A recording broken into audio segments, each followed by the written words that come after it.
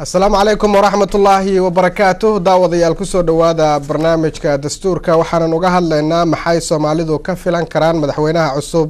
ee dhawaan la doortay in uu ku talaabsado barnaamijka waxa igala qayb gali doona Xasan Xayle oo ka faalooda arrimaha siyaasadda Soomaalida sidoo kale waxa igala qayb gali doona Maxamed Mukhtaar oo isna bartay culumta dhaqaalaha si weyn oo la socda Soomaaliya iyo Cabdiwali Maxamuud Gurey oo isna dhacdooyinka dhinaca siyaasadda si weyn ugu dhuundaloola waxaana sidoo kale barnaamijka filayaa in goordhow isna uu igala qayb qaadan doono gudoomiye ku-xigeenka koobaad ee baarlamaanka Soomaaliya oo isna khadka taleefanka uga qayb gali doona iyo qaar kamid ah ururada bulshada ee magaalada Muqdisho waxaan jecelahay marka hore inaan ku bilaabo Xasan Xayle waa maxay adiga fikirkaas leedahay dadka Soomaalidu way ka qaadi karaan doorashada la doortay madaxweynaha cusub iyo waxyaabaha ay ka filanayaan بسم الله الرحمن الرحيم horta rajada Soomaalida ilaahay sidii tahay ka dhigo maarta aad u sareyda waxa muuqata doorashada hadda ka dhacday Soomaaliya oo taariikhi ahayd oo isku raacsanayna taariikhi ahayd markii la fiirsho markii ugu dambeeyay oo doorasho noocaas oo kale ay dhacday waa 1967 hadaan qaldaneen oo madaxdii Soomaaliya isdhaaftay Aadan Cabdulle iyo Cabdirashiid Cali Sharmarka iyo baarlamaanka ku xigay oo asna maartay waqti kadib 2 sano kadib la sameeyay runtii waxa laga filayaa Soomaalida kulli madaxweynaha cusub rajooyinka ay ka qabto asnadkiisa khudbadiisa oo ku sheegay run ahaantii gudoomiyaha baarlamaanka shirkad aad u fiican yiri xilka aan u taaganahay waa in aan sameeyno deganaan siyaasadeed oo taas macno weyn sameynaysa hadii deganaanta siyaasadeed la helo oo la helo in madaxda dalka madaxweynaha iyo gudoomiyaha baarlamaanka waa hayna barnaamijka la soo xuli doono ama jagada loo dhiibi doono saddexdooda iyo maxkamadaha haday gudoonka maxkamadaha haday si wanaagsan u wada shaqeeyaan oo waxa unity order waxa la yiraahdo la helo in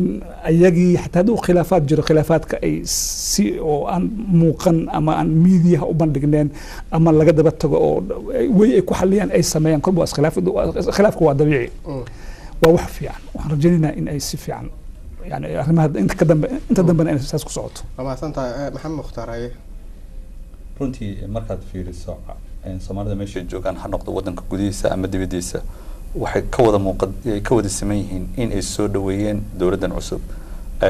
laba shayba waa mid oo ayadoo la filayo in ay tahay tii ugu dambeysay ee dadka Soomaalida aanay awoodin inay codkooda dhiibtaan ay tahay bilowgii midii ugu dambeysay tahay dadka aanay Soomaalida ay codkooda dhiiban oo waa mid maana taariikhi ah maadaama ay noqotay dawlad joogto ah rasmi ah iyo mid labaad in doorashada laftigeeda ay ka dhacdo wadanka gudihiisa ana labadaas muhiimadood ayadoo xambaarsan ayaad isleedahay Soomaalida dhan gabi ahaan way soo dhaweeyeen hadii marka laga hadlo barnaamijka dawladda gaar ahaan maana barnaamijku uu hadda madaxweynaha soo dhigay habeenkii maalintii Cali Masaare runtii ariya uu hadda Xasan uu ka dhawaajiyay ayuu kala isticmaalay waxa ugu muhiimsanaa aniga aragtideeda qodobka koowaad oo yiri waxaan xasilinaynaa wadanka macnaha way ka duwan tahay marka la yiraahdo waxaan nabad ka dhigaynaa wadanka ama macnaha waxaan soo celinaynaa nabadii oo kaliya xasilin siyaasadeed ay u baahan tahay Soomaaliya sababtoo caqabadaha hortaagan qaranka Soomaaliyeed ama inaanu qarankii Soomaaliyeed soo laaban caqabado badan hortaagan caqabadaas oo ka imaanaya shakhsiyaad ururo dawlado kala duwan kuwa oo dhan marka waxay u baahan yihiin xal siyaasadeed marka hadii hamiga meesha ay ka bilaabeen oo ah waxaan xasilinaynaa qarankii Soomaaliyeed siyaasadii Soomaaliyeed mana waa talaabo aad u fiican aad baa maasan tahay ay Cabdiwali maxaa laga filan karaa madaxweynaha cusub iyo dabcan waxyaabaha laga dhawaajiyay ee siyaasadihiisa dadka Soomaalidu ay indhaha ku hayaan bismillaahir rahmaanir rahiim Ridwan aad baan maasan tahay in fact waa ka wada hadleen odayaashu arrintan balse haddii anigu aan usoo laabto waxaad moodaa expectation fara badan baa Soomaalidu qabtaa waxaan dareemi ka dhaabaan filaya Xayle waa fadhiyay Ridwan baarna wareysanayaan filaya moodkii Soomaalida habeenkii halkaan in fadhiyo ugu dambeeyay waxay ahayd in change la helo qofka bafakar buu qabay dad baan anigu magac dhamay baan filaya oo marka aan ka hadlay waan dadka aanu filayay inay yihiin candidate aqoonta xageeda sida baadiye waa ka mid ahaa Ahmed yani macnaha waxaan ka wadaa dareenka jiray baa wuxuu ahaa ummadda Soomaaliyeed inay marxalado fara badan maraysay wadamo fara badan baa Soomaaliya interest kale haddii aan la helin dad turjuma oo iyagu meesha soo istaaga oo Soomaali ah oo ku celiya Soomaaliya xilli waxa la jidhay baan la soconaa Soomaaliya inay magac lahayd wadamada Afrika ay ka ahayd wadanka xoog haday noqoto iyo siyaasadda haday noqoto wadanka Afrika ay ka ahayd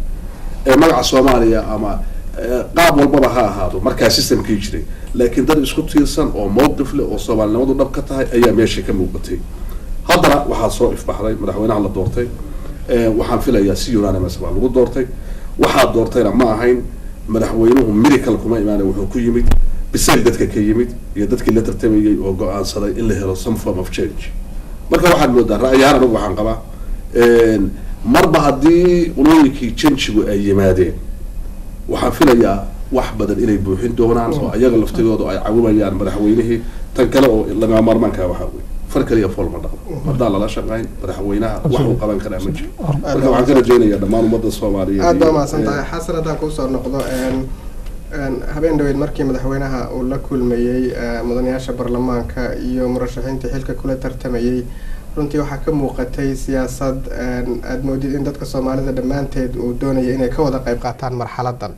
dadka Soomaalidu diyaar ma u yihiin ayay kula tahay xilligan dawladda Soomaaliya rasmi ay heshay in isbeddelka ay qayb ka qaataan xasiloonida dalka ay qayb ka qaataan lagu taageero madaxweynaha iyo dawladda cusub sidii hore loogu dhaqaaqi lahaa horta wax yar hadaan ku darsado habeen dhow cashadii ahayd iyo meeshii la fadhiyay oo Villa Soomaaliya qayb ka tarsanahay waxa dareemaysaa in aad loo soo shaqeeyay waxyar waa comment meesha lama fariisan jirin waxyaran ka shaqeeyay mushanta madaxtooyada xabadaha iyo waxa soo jiray mortarka marka rag inta soo qofood inay inta halka isugu yimaadaan si nabad la ku casheeyaan hawadii wanaagsaneed oo Soomaaliya isku dhaafsada ayagoo odayaashii oo dhan ah wax fiican ay runtii qeyr galay dadka qeyr galnay ninkii uga amaan darada ka jirta meesha haddaan soo noqon sidii wada hadlan si fiican bay ahayd maanta madaxweynaha waxyaalo badan oo ka hadlay ragii doorashada la galay oo aan isleeyahay waa loo hanweeyay intooda badan iyana waxay u ahayd waa Villa Soomaaliya madaxtooyada waa tagaan halka meesha loo reebo shanta laakiin waxa mooday in la isku hambalyeeyay hadii sida uu sheegay Cabdulwali la helo in team isku duuban oo mas'uuliyadda Soomaaliya maanta u baahan tahay ka tarjumi kara dhexdooda laga yaabo in ra'iisul wasaaraha laga helo qof kale oo habeenkii saasana qof kale dibadda ka iman kara waa heli kara qof Soomaali ah oo wax dareemsan laakiin muhiim waxa ah in mas'uuliyadda Soomaaliya waxa waa dhulka Soomaaliya dhulka taala runtii marka rag in kara oo taariikhda aan ku xusno ilaahay hortiisana wax fiican dhigta inay soo baxaan oo mas'uul runtii waa waxbay noqonaysaa aad waa maasan tahay maxamed mukhtaar Soomaaliya dawladda ku meel gaar ah soo martay muddooyinkii ugu dambeeyay dawladdan dabcan waa dawlad hadda aad moodid inay awood buuxda leedahay oo golaha ammaanka ee jamciyadda quruumaha ka dhaxaysa iyo guud ahaan caalamku ay u arkaan dawlad la siin karo awoodaha caalamka kale ay leeyihiin maxaa laga filan karaa ayay kula tahay dhanka siyaasadda dibadda haddii la eego dhinaca protocolka haddii la eego iyo dhinaca shaqada u taala in la eego howlahaas ma fahmi doonaan oo ma tahay arrin ay uga duwanaan doonaan xilliyadii ku meel gaarka iyo foodadii jirtay runtii waa la yiri dawladda ama way tahay ku meel gaarku way ka baxday laakiin dastuurka ay ku shaqeynayso waa ku meel gaar marka taa laftigeeda u baahan in la fahmo dastuurka ku shaqeynaysa maaha dastuur dadka Soomaaliyeed ay u codeeyeen ay qaateen maaha waa dastuur ku meel gaar ah marka ayada hawsheeda ugu weyn ee la doonayo waxay tahay in dastuurkan qabyada ay dhameystirto dadkii macnaha sidii caadiga la tiro koobo macnaha waxyaabii u baahnaa dastuur in la mariyo kadib la ansixiyo markaas ayay macnaha dawladda ay noqonaysaa dawlad tan ka tayroon midda kale macnaha midda gudaha waxa midda banaanka waxa koraysa midda gudaha أنا الدولة سيدة واحد دولة نمكن نتاعي شرعية أمريكا كلا دمتين يسوع حلسو هذيك بولشان إقامته تذكر الصومالية مركا أقبلان بولشان عالم كله خاصين لكن أيضا السيدة وكره واحد جرب سعده دولة دان واحد صامرته واحد كوي مادي وضدي معناها كبالا كود رول باكو واحد انت واحد عنده كو هاي هاجي كتر بحني لقارا كو بحني دولة بناكا يقرب مدى مدوبي مركا سامين وين أي كل هذا marka hadda waxa loo baahay marka xilligii ay xornimada Soomaaliyeed dawladdan ay bilaab lahayd inay la soo noqoto hadii qarannimadii Soomaaliyeed iyo sharaftii Soomaaliyeed la rabay waxa talaabada ugu horeysa waxay tahay in ay dawladda xur ka noqoto saameynta ay ku leeyihiin wadamada banaanka ururada banaanka saameynta ay ku leeyihiin oo ay noqoto dawlad Soomaaliyeed oo dadka Soomaaliyeed taa marka waxay keenaysaa marka inay dadka Soomaaliyeed ku tashato marka waa mid ay hadaati ay ka dhawaajeen Cabdiwali Xasan ah dadka Soomaaliyeed waa inay la shaqeeyaan oo hantida ay ku shaqeynaysa iyo mas'uuliyadda ay ku shaqeynaysa ay noqoto Soomaaliya marka ereyga runta aha markaas uu soo baxa Soomaali baa leh laakiin inta ay dawladda ku tiirsan tahay wadamada shisheeye inta ay dawladda ku tiirsan tahay macnaha ururo ama hay'ado banaanka saameyn weyn ay ku sameynaysaa taana marka waxay sii fogeynaysaa in qarannimadii Soomaaliyeed oo runta ay soo laabato aad baa maasan tahay Cabdiwali haddaan ku soo noqdo anoo tix raacaya dhinaca taageerada uu muujiyey maxamed mukhtaar in loo baahan yahay dadka Soomaalida waxaad moodaa in wadamo badan oo caalamka ay ka dhaceen munaasabado waaweyn oo lagu taageerayo dawladda cusub iyo madaxweynaha waliba muuqaalada sida xasan uu uga dhawaajiyay kulankii madaxtooyada oo kale markuu sharaxay ama say ula muuqatay muuqaalada aniga ay soo jiito waxaa ka mid ah baydhab oo kale in isu soo bax aad u ballaaran loogu sameeyay madaxweynaha shalay marka ma isleedahay isu soo baxayadaas iyo xafladahaas oo kaliya waxba ma tarayaan sida maxamed mukhtaar uu sheegay waa in la helaa shacab diyaar u ah taageerada dawladda oo ay garab istaagaan horta waxaad moodaa badanaa in politics markii isbedel dhaco dadku euphoria wax la yidhahdaa baa gasha because waxaa weeye ummadda Soomaaliyeed weliba waa ka duwantaa iyagu meelaha kale wax ka dhacaan waxaad moodaa feeling inuu jiro dareen inuu jiro Soomaalinimo ay dadkii daaleen dhibaato ka daaleen dagaal ka daaleen u baahan yihiin marakan in la helo waji cusub wajiga cusub ay dareen bideen inuu wax ka bedeli karo wixii markaa jiray marka horta emotionka dadku sidaas waa u dhisma laba arrimood marka waa qabsataa inuu wishful thinking noqdo oo dadka aragtidoodii wax ka turjuma la waayo iyo qolooyinkii loo idmaray markaa madaxnimada sida hadda madaxweynaha kale rajada dadku ay ka qabaan haddii uu si daacadnimo Soomaalinimo ku jiro oo promise-kii uu galay uu ka soo baxo waxyaabo fara badan oo madaxweynuhu ka hadlay misalba waxaa ka mid ah al-shabaab inuu dialogue la furay waa arrimaha loo baahan yahay tad ka hadlayso Soomaaliya bay soo galaysaa shabaab waa Soomaali whether we like it or not waa dad Soomaaliya intii nimanka dhawaa dhintay ama isku dhibata magac diineed ku dhibata ama magac qabiil ku dhibata mid waxa loo baahan yahay Soomaali meel ay joogto in la badbaasho mar haddii inagu aynu noqonay dawlad jidda oo degan oo traditionalka ka baxday ima haddii aan soo noqdo jawaabtaada soo baxa dadku waxay ka tushulayaan Soomaaliya tunta maanta ka jira dad fara badan oo Soomaaliya ba maanta waxay u campaign gareynayaan midnimadii Soomaaliya waxay u campaign gareynayaan wax walba inay ku qaybsadaan cadaalad waxay u campaign gareynayaan reconciliation dhab ah in ummadda Soomaaliyeed la gasho haddii taa la helo Soomaaliya dadka waa ka badan aad baa maasantahay mar kale aan fursad siiyo Jailani Iker gudoomiye ku-xigeenka koobaad ee baarlamaanka may maqashaa mudane waa tahay aad baa maasantahay bal waxaan jeclahay marka hore dabcan adiga iyo professorka gudoomiyaha baarlamaanka iyo madaxweynaha waxaad moodaa in dadka Soomaalidu ay si weyn idin soo dhaweeyeen maxaa la idinka filan karaa oo horumar ah oo aad doonaysaan inaad ku tallaabsataan muddada 4 sanadood ah bismillahir rahmaanir rahiim hadda idinku mahadcelinayaa qolooyinkiina universal saaduntiin ama fursadan ka faa'iideysanay aad ayaan ugu mahadcelinayaa Soomaalida dibadda iyo gudaha joogtada oo noogu soo ambaliyeysay xilka culus aan qabanay waxaan rajeynaynaa insha Allah inaanan Soomaaliya iyo shacabka Soomaaliyeed inaanan aan disappoint gareyn insha Allah waa gartay Jailani Iker dabcan marka la eego dawladdu waa ay cusub tahay waxyaabo fara badan ayay ka dhawaajisay inay qaban doonto waxa qayb ka in dadweynaha Soomaalida loo diyaarin doono inay doorashooyin ka qayb galaan xasilinta siyaasadeed in arrimaha amniga iyo dabcan kaabayaasha dhaqaalaha wax laga qabto marka ma isleedahay dadka Soomaalida waxyaabahaas aad u ballan qaadeen iyo guud ahaan rajooyinka aad geliseen sidii loo baahnaa ayaad u guda geli doontaan insha Allah sidaan ballan qaadnay oo aan markaan la dooran aan ka ballan qaadnay shacabka Soomaaliya ayaan u galeynaa baarlamaankan waa baarlamaankii hore kalama waa baarlamaan shacabka ay soo doorteen oo dadkii odayaasha dhaqanka ay soo xuleen orodii kale loo xil saaray inay mutaana criteria soo maray waa baarlamaan sharci ah oo aan ahayn tumasgaar waxaana naga go'aan annaga haddana guddoonka baarlamaanka laftiisa inaan sharciga aan ku mintidno waxaan nahay sharci dejiyaal inaan sharci cusub soo saari doono institution kale aan la shaqayn doono haddii sharciga baarlamaanka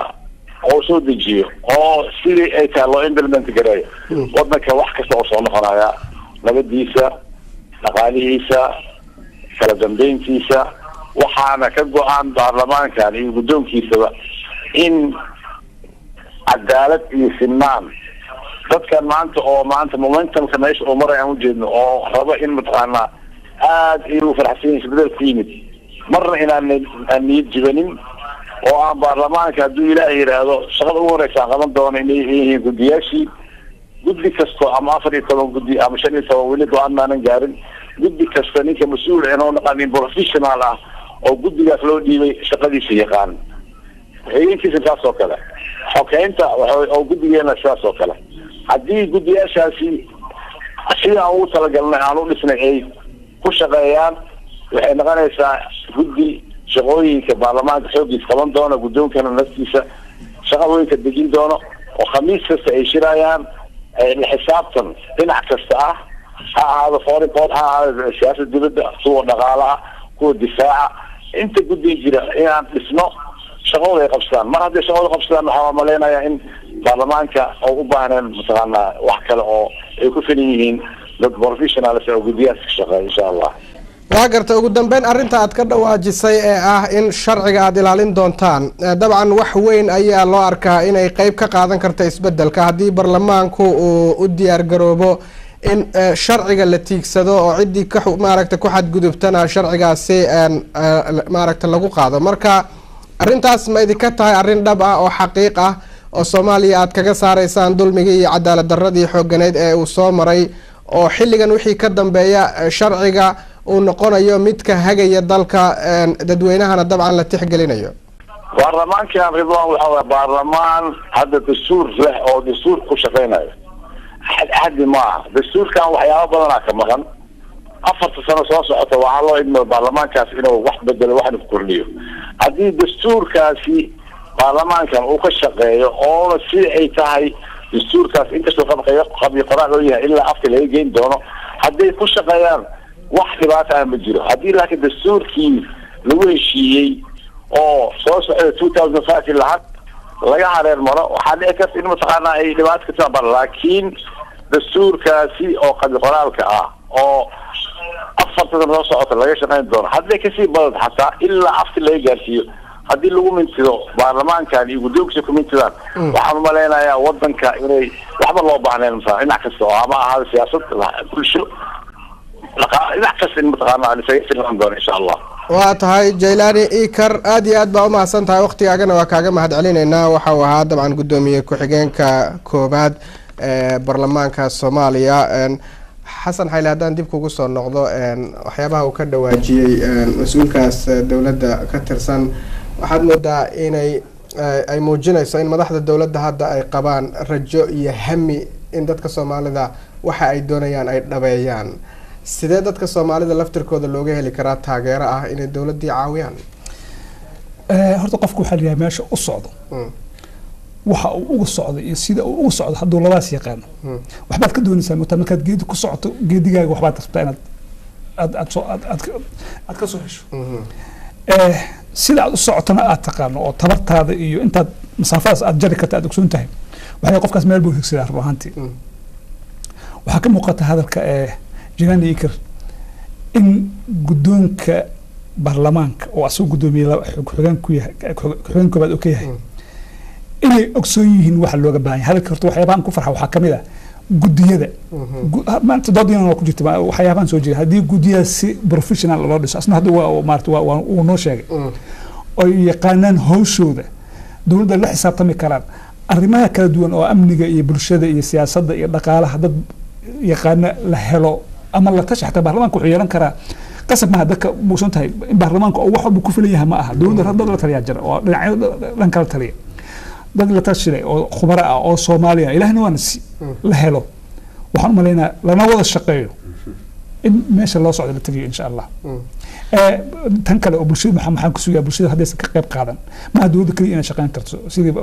Cabdulweli farkadii forma dhaqdo waxa loo baahan yahay bulshada Soomaaliyeed oo aan qiyaasayo inaysan 1 milyan ka yareen qurbaha jooga qurbaha oo dhan kuwa tendooyinka xiriyaha ku jira ma aha laakiin qurbaha maalka laga soo saari karo khaliijka ka bilaabo ilaa North America iyo Canada ku geey haddii sanduuq qaran la helo oo si ammaano ah guddi ammaano ah ماشي إلهه قف كل ربو أمانة إنه يعني ذلك يكون كل صوران كرام لهلا وأمانة مش واحد قش قينا وترست هذه أمانة لهلا أو برنامج عدل وصميو ذلك صومالي قيب وين كقادم كرام يعني دبوليس كذلك دبوليس لو بهاي أو لين عين كستا لكن أرناها الدولة ده شعبية يعني لقصوين دولة وإن صوماليا إيه الشو ولو كنت سنتهاي عندي بدها كنت سنتهاي دولة يكون كل صوران كرتو أو tahay aad baa mahadsan tahay maxamed mukhtaar dhinaca dhaqaalahan kugu soo noqon doona inaan waxyaabo qaar kaa weydiiyo waxaan jeclahay markan inaan fursad siino Canab Xasan Cilmi oo ah gudoomiye ku-xigeenka ururka haweenka qaranka Soomaaliyeed ee fadhigeedu uu yahay magaalada Muqdisho may maqashaa Canab waa ku maqlayaa haddii aan kaaga waramo arrinta aad weydiisay maxaad ka filaysaan madaxweynaha cusub ee hadda la doortay annaga haween ahaan haddaan haweenka Soomaaliyeed waxaan ka sugaynaa in uu sii dhaqaajiyo arrintii hawshii socotay ee ay waday dawladii hore uu hogaaminayay madaxweyne Sheekh Shariif Sheekh Axmed oo dalka Soomaaliyeed muddo dheer arrin xanuun badan iyo dhibaato badan leh ka shaqaynaysay oo iyadu dhammaantood ay ahayd mid ummadda Soomaaliyeed oo dhan dhibaato iyo marxalad adag ay soo mareen waa bariyay ay ku jirtay ummadda Soomaaliyeed baaragtay dhimasho iyo dhaawac iyo qax iyo baraka marka hadda waxaan rajaynaynaa inkasta oo hawshii wali ay taaganto haddadan aan kula hadlayo uu ka dhacay qarax Muqdisho ayna dad badan ku dhinteen waxna ku dhaawacmeen waxaan leenahay hawshaasi marnaba ma joogsanayso laakiin waxaan rajaynaynaa dal ma rajo dhigayno Ilaahay subxaanahu wa ta'aala marka waxaan leenahay waxaan ka rajaynaynaa horumar iyo hawshii socotay oo uu dhaqaajiyo madaxweynuhu kaligiina ma dhaqaajin karo haddii aan ummadda Soomaaliyeed la shaqayn oo aan midnimada laga muujin oo dadka Soomaalinimada jecel ee dareen kale ee aqligoodu joogo ee aqligoodu uu maaragtay shaqaynayo ee dareenka fiican leh haddaysan taageerin oo ay ugu horeeyaan hay'adaha amniga shacabka Soomaaliyeed dhalinyarada haweenka ganacsatada aqoon-yahaniinta saxaafadda cid waliba haddaysan taageerin Soomaalidu waxay ku maahmaadaa farqi fool ma dhaqdo haddii aan arrintaas midnimo lagu dhaqaajin keligi waxa ma dhaqaajin karayo laakiin annaga rajo waxaan qabnaa Ilaahay subxaanahu wa ta'aala lagama rajo dhigo waxaan rajo qabnaa in ay noqoto hawshu halkeedii oo si dhamaystiro hawlihii qabyada ahaa ee ay waday dawladii hore ee Sheekh Shariif Sheekh Axmed iyo xukuumaddiisii marka waxaan leenahay rajada iyadu waa gartay Canab inta badan marka la eego inta badan mar walba waxay u taagan yihiin in ay ka shaqeeyaan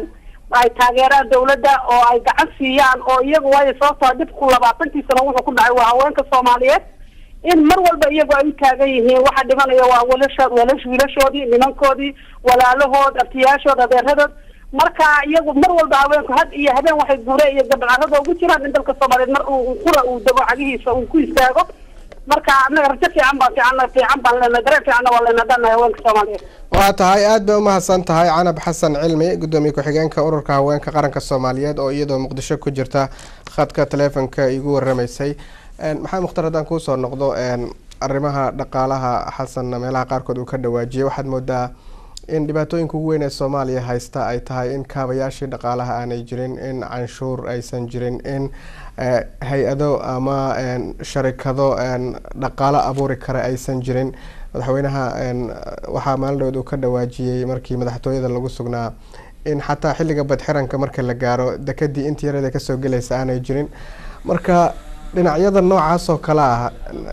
istaraatiijiyad intee leeg ayaa looga baahan yahay dawladdu inay saarto dhinaca dhaqaalaha oo waxyaabo badan ay ku xiran yihiin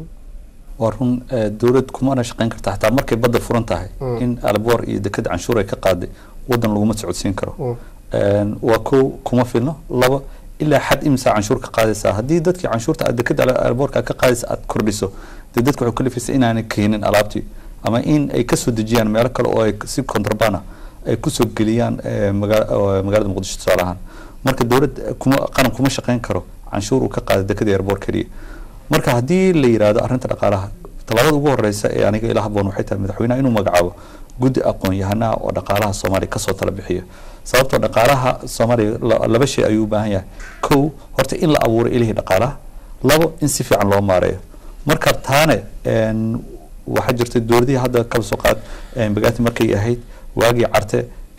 maanaa in la samayn jiro qorshaha boqolkiiba casho soo socota waxyaaba saas oo kale ah dokumentiyo fiican la diyaariyey mar waxaa jirta joint need assessment la sameeyey oo ka hadlaya macnaha soomaaliya dhaqaale sida loo hagaajin lahaa marka way jiraan baarisyo la sameeyey laakiin waxay u baahan tahay in hadda xaaladii joogto loo magacaabo guddi aqoon-yahana ka tala bixiyo dhaqaalaha soomaaliya sidii mar labaad uu cagays ugu istaagi lahaa waata aad baa mahadsan tahay gebagabaan maraynaa cabdiweli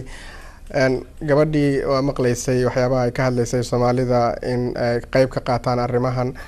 laakiin mararka qaarkood waxaa dhacda in dadka soomaalidu aysan kala jeclayn waxyaabaha dhacaya oo aanay dowladda kala shaqeynayn sida dhinaca amniga oo kale marxaladda hadda la galay ma isleedahay shacabka soomaalidu waa in xataa wixii ay u arkaan inuu khalkhal dalka gelin kara sidii inay mas-uuliyiin yihiin oo kale ay dowladda kala shaqeeyaan waxa dhacaya waa disgrace waa wax laga xumaado hadda inna lillahi wa inna ilayhi raaji'uun intii dhimatay gabadha hadda newska ay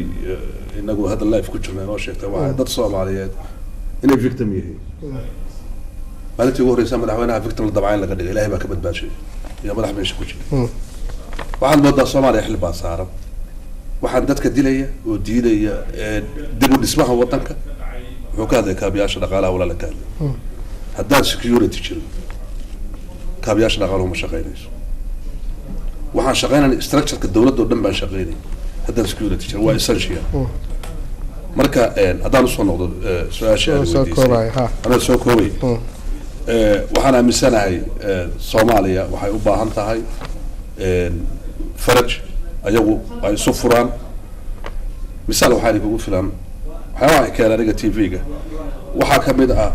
badanaa dadka victimka in loo heliyo Soomaalida kuwa badan oo maanta dhageysanaya Soomaaliya baa waxay ku jiraan dhadhaab oo ku dhibaataysan walmarka midka qarxinaya oo Soomaalida qarxinaya oo maamulku wixii adeegaya qarxinaya wax laga naxaway marka waxa la umada Soomaaliyeed meel joogaan